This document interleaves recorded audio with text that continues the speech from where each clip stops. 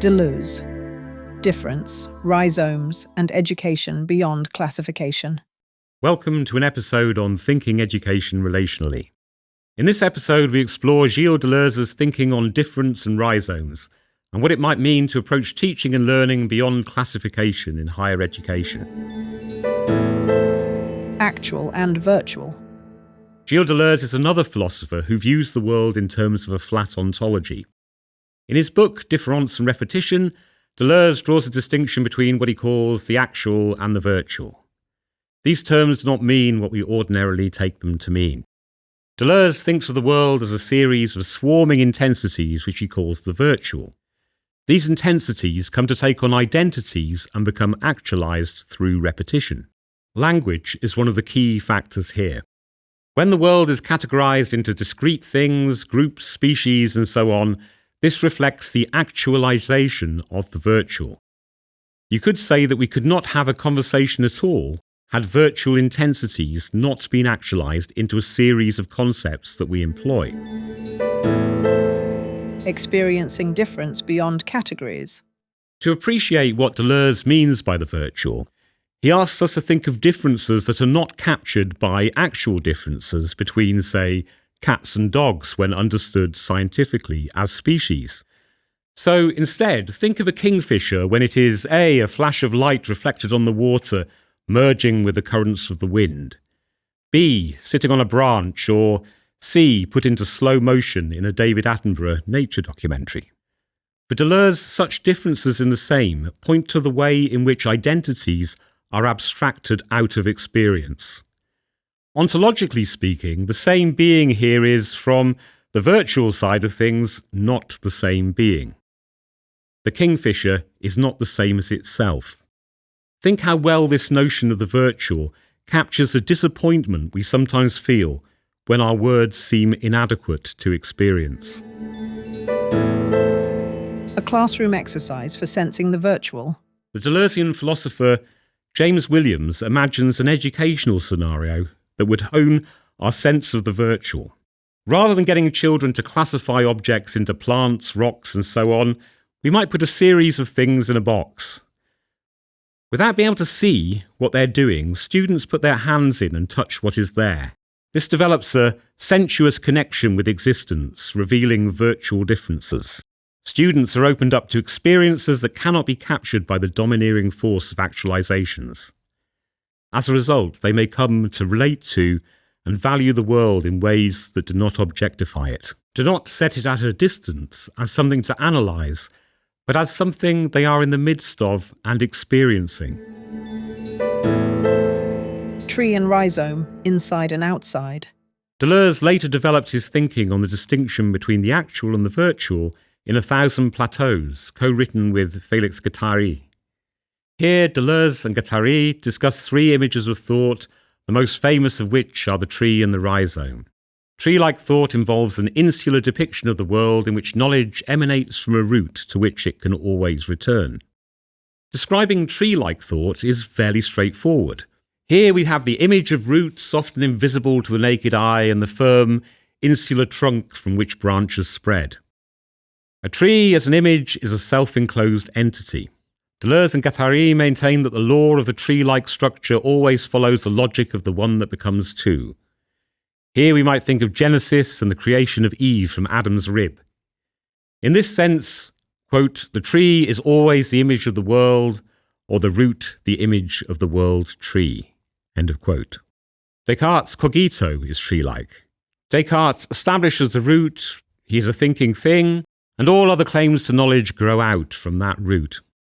What matters here is not choosing between tree and rhizome, but noting how different ways of thinking organise relations, boundaries, and possibilities. Let us now consider the rhizome. Whereas trees grow in accordance with an arborescent structure, rhizomes do not behave in this way. They grow around the edges and between gaps and are always on the outside. Grass is a rhizome.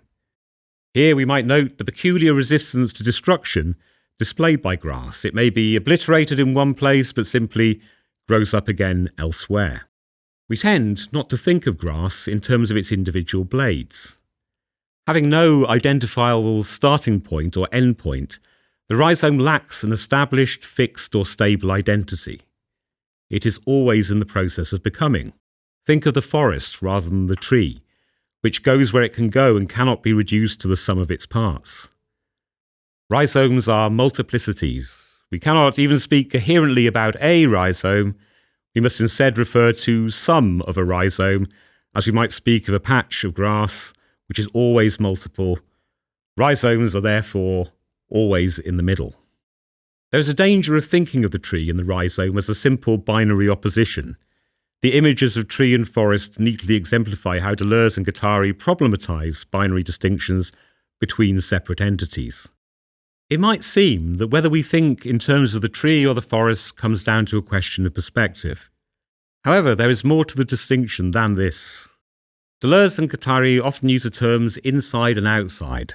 This is not a metaphysical distinction, but one that emerges from tree-like thought, which in developing an internal structure posits an outside. Binary distinctions are, in effect, the products of arborescent thought. Consequently, in defining an outside, tree-like thought creates boundaries and establishes limits. By constructing a sense of internal unity, tree-like thought must negate that which it is not. In contrast, because it is always on the outside of tree-like thought, the rhizome is necessarily affirmative. It spreads everywhere, refuses to establish limits and boundaries, and resists pre-established identities. For rhizomes and rhizomatic thinking, there is no beyond. Jaws and relational perception. There's a wonderful section of the film Jaws that helps to clarify what is at stake here.